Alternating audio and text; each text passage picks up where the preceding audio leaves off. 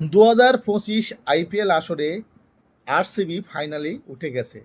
এখন দ্বিতীয় নম্বর দল হিসেবে পাঞ্জাব কিংস উঠবে নাকি মুম্বাই ইন্ডিয়ান্স, এটাই এখন দেখার বিষয়। পাঞ্জাব কিংস আরসিবির কাছে হারার পরে তাদের কনফিডেন্স লেভেল একটু কমে গেছে।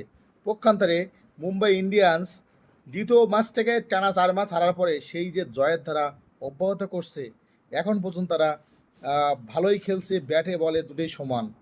বোলিংয়ে ট্রেন্ট বোল্ট, জাসপ্রীত বুমরা, নিউজিল্যান্ডের ক্যাপ্টেন মিচেল স্যাটনার, এদের 12 ওভার খুবই কার্যকরী হচ্ছে। ব্যাটের দিক দিয়ে তিলক বর্মা, রোহিত শর্মা, নতুন করে অ্যাড হয়েছে জনি বেরস্টো, হার্দিক পান্ডিয়া, সূর্যকুমার যাদব, এদের কাছে রান করাটা খুবই স্বাভাবিক একটা ব্যাপার।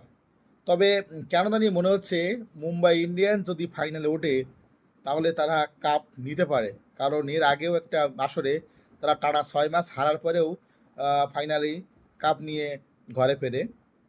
আরসিবি এবছর বোলিং ব্যাটিংয়ে দারুণ, তাদের ঘরোয়া ক্রিকেটের যে ব্যাটসম্যান খুবই ভালো করছে, এবং বোলিংয়ের দিক দিয়ে স্পিন এবং পেসার দুটোই ভালো আছে।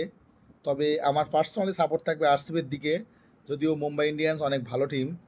তো আপনাদের প্রেডিকশন কি, কোন দল জিততে পারে, কমেন্টে জানান।